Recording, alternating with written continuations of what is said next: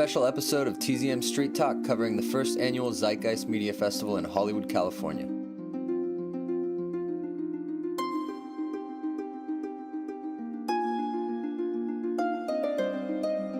Recognizing the power of art and media to help change the world, the Zeitgeist Media Festival engages the artistic community to change values.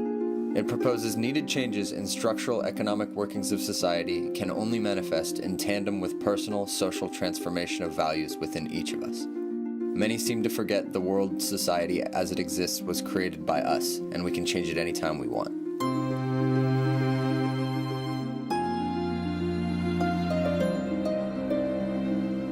For this episode, we will be examining the relationship between art and culture.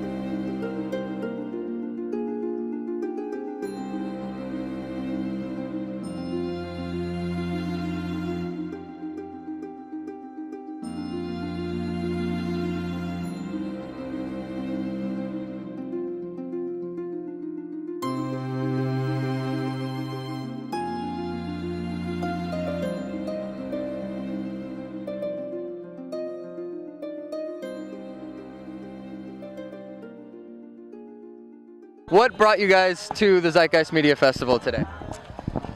Well, ultimately it was the movies. It was a bit of a mix of vacation and something that's mindful, you know what I mean? I was very, very happy and to hear that it's here at the Henry Fonda Music Box, and I definitely wanted to come. My friend told me about it and I was like, no way. I was even happier and stoked that my friend knew about it. And then when I got here and I saw all these different walks of life here, the amazing music and everything, it's totally been thrilling today. You know, it's an opportunity to network with like-minded people. Like we came here from Calgary, Canada, just to see if we could, you know, meet people from other chapters and see what they're all about and what they're doing to stay active and spread awareness. I came here for Hyrosonic, actually. Ben Stewart from Chimedica. Okay. That's how I heard about it. Yeah, well, definitely it's been the movies. The Zeitgeist movies are just awesome, all the different levels of it. It just really explains so much about what's going on, and it's just like, oh God, a festival about this? It's like, definitely got my attention. Actually, I'm lucky enough to be working with this event today. I'm the publicist for the event. Lynn Tejada, and my company is called Green Galactic. Well, I've been following Peter Joseph and the Zeitgeist movement for a while. I saw that they were doing the media festival, and I thought I would call up. I got the email, and I thought, well, I like to DJ. I love to DJ, so maybe they need a DJ up on the roof. So I contacted Charlene. She ended up getting back to me and said, we need a DJ up there, so here I am. How you guys doing? My name is Alvin. I represent an organization called Guerrilla Republic. We're an inner-city youth organization that has branches all over the world.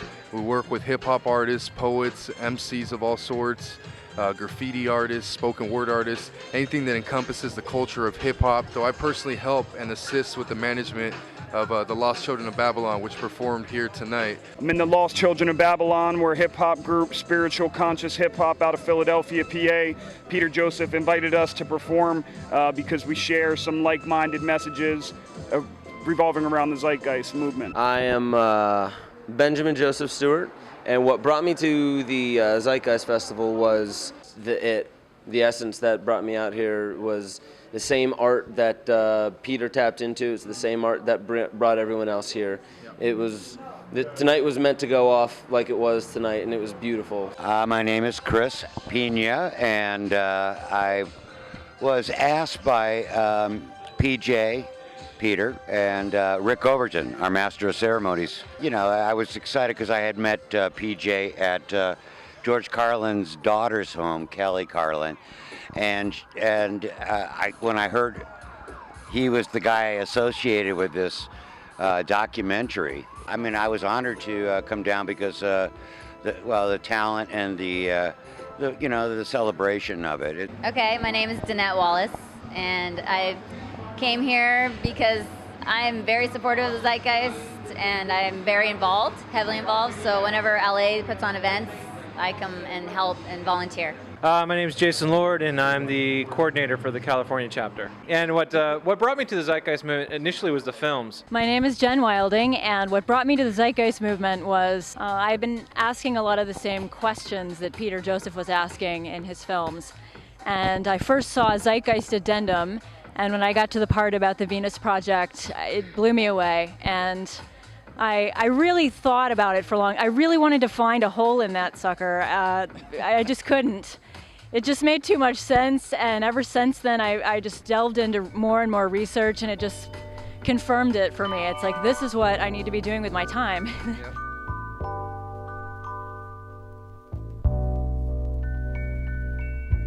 What role do you think art plays in influencing culture? Art, to me, is the alpha and omega of all of it. It's everything that I base the music on, the films on. I believe art is what inspires people in any direction. I sort of think culture influences art, actually. But I'm sure there can be an influence the other way. I'm sure it's synchronistic both ways. But it seems to me that art emulates our current culture and then pushes the edge a little. They're always influencing each other all the time.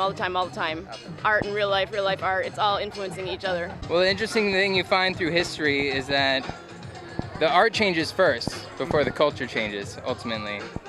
I feel like art inspires the idea of something better that actually leads to the strength behind the culture to support it. Well, I can see art as the reflection of the culture itself, and even within generations, you can see a trend in the change of artwork.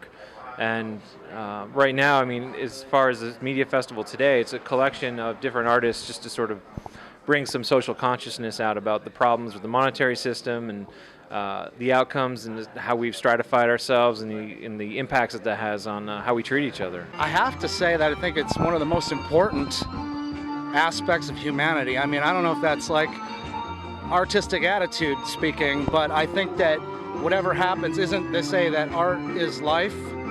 So all artists are doing really is they're taking what they see, what's around us, whatever we create, and they're putting it in a way that we can perform it and show everybody. You know, it's like a mirror image of everybody and what we do. Art is the realm of humanity, really. I mean, when you look at science, it's changed a lot, but humanity kind of hasn't.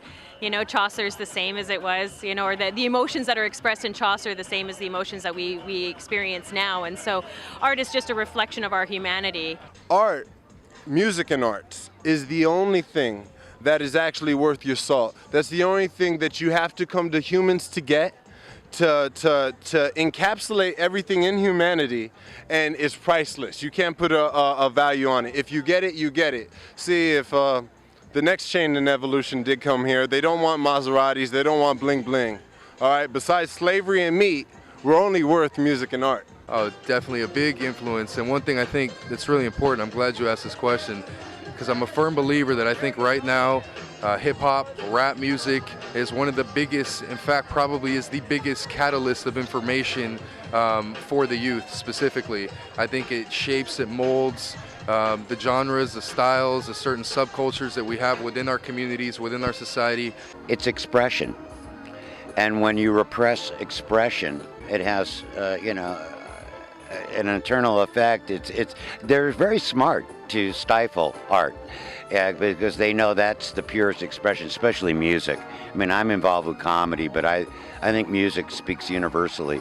Me and Peter were actually talking about this yesterday. I think artistic medium is one of the most powerful ways to heighten awareness. The expression that comes out of artistic medium is something that opens up chambers of awareness in people's minds and inspires other people, not only for the artist but for the viewer, to be inspired by whether it be an image or a video or a documentary or music, are all different ways to help us inspire each other to open up. You know, I saw a really cool thing in the room there, a picture, and it said, "Keep your coins, I want change." And I thought, just that fast, a picture speaks 1,000 words, you know, the idea of what a picture can do. So art is extremely important because with art, you can put out one concept and change everything. Just a thought, and it's quick, because a picture speaks 1,000 words. I think it plays a huge role in influencing culture. Basically, how we interact with the world is through associations with art, and it's so influential in the way that we think and build our belief systems, and that's crucial for creating positive change. I think art plays a huge influence in culture. I mean, you look at advertisement and what it's used for, it's all to generate profit. So it's nice to have art being used to propagate something good, something meaningful, more than just the dollar sign, you know, a connection among humanity and, you know, just to spread a message that just makes logical sense. I don't know how else to put it, really. It's about the freedom of expression and not so much being closed off within yourself and not expressing yourself, preventing you from finding your commonalities with other people and maybe making you feel isolated within yourself. Art helps to free up those boundaries and help us all see each other as one unit that can raise to a consciousness together.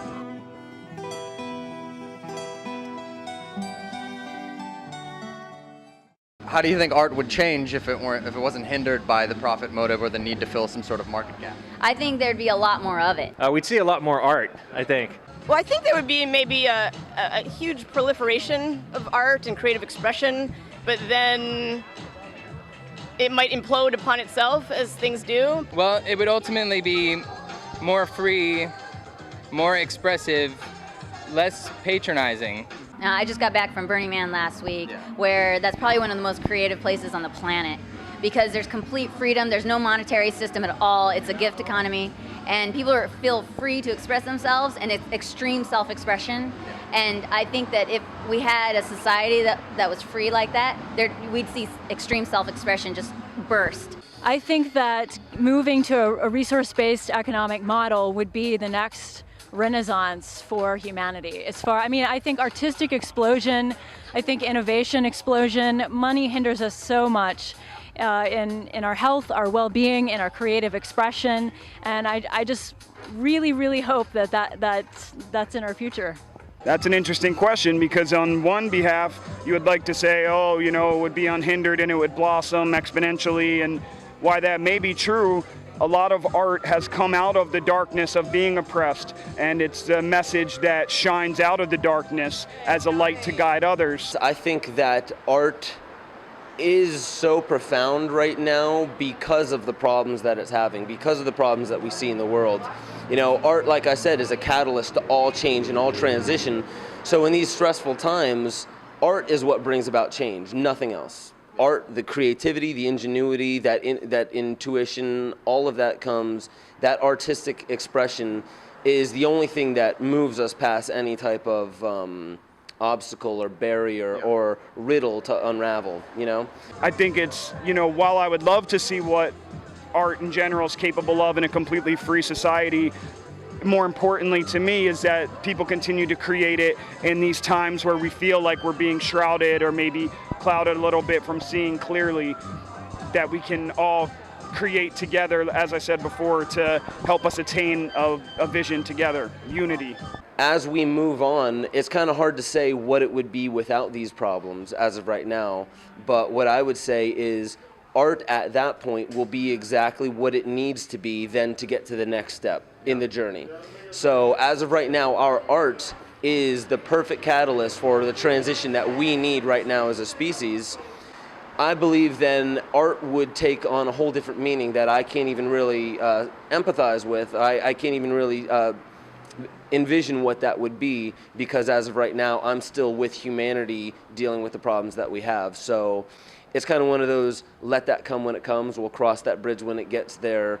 Art will change, it always does. Art has changed throughout history, and I believe that where we are right now is exactly where we need to be to learn about ourselves inside and out. There's purpose to life right there. Art would change and complete the whole circle, that we could live and be more than just what you see. Whatever you guys see in me, I'm more than just this. You know, this is just the body that I'm in. I'm more, you'll break all my arms, all my limbs, and my soul doesn't have a scratch on it, you know?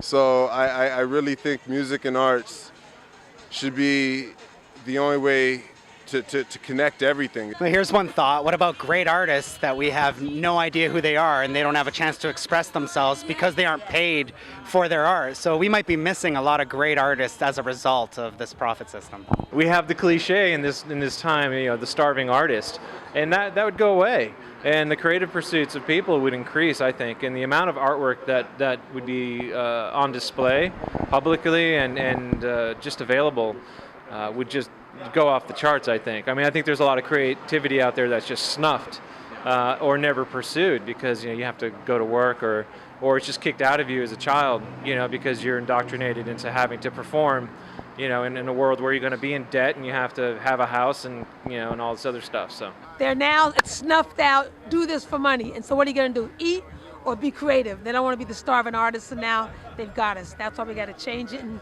put people before profits again, not profit, and you've got to take the plunge. I wouldn't have to do the crappy job I have to do during the day, that's for sure. It would be nice, actually. I go home and I try to make music here and there, and it kind of sucks when I have to go do a crappy job in order to make money to pay my rent and all that crap, when I'd rather just be staying at my computer and constantly doing music stuff, either DJ or music.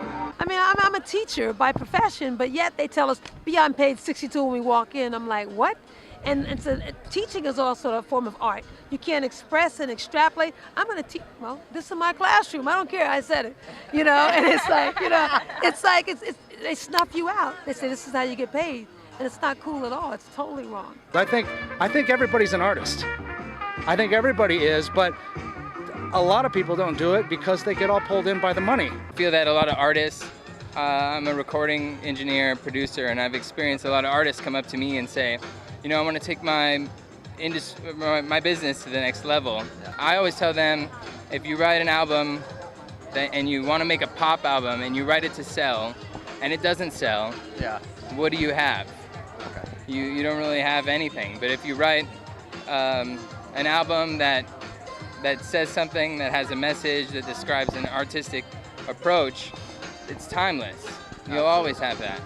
And so I think ultimately, if we didn't have that profit behind it, we just get a lot more thought, a lot more culture, and maybe that kind of art that expresses that idea that we need to support society to take the next step. There's certain artists that I really like, and it hurt me to find out that their music is used to sell a car or something.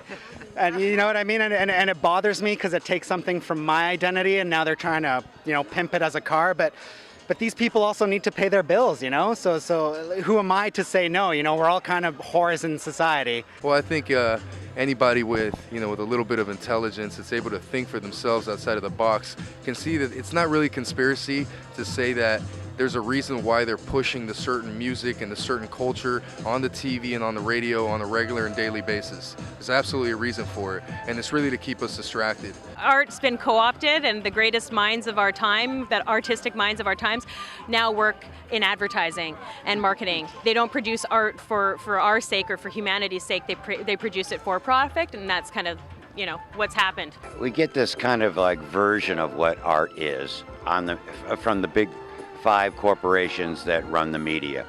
So when you talk about that limited amount of exposure of art, then you're talking about, once again, quelling expression, and this world would be so much better if people were free to express what they want to express. I'm not saying every single entertainer out there has to be some sort of positive influence on everybody, but we have a certain responsibility. And when we see that the unemployment rate is still really high, when we see all the social issues that we're having right now in our society, it's definitely evident that music and art is being compromised, by whether it's forces that be, by whether it's the agenda of, those that kind of control the media or that control, that really control the society. There's definitely a reason, and I think anybody that's able to think about some of this stuff on their own, they're going to come to the same conclusion.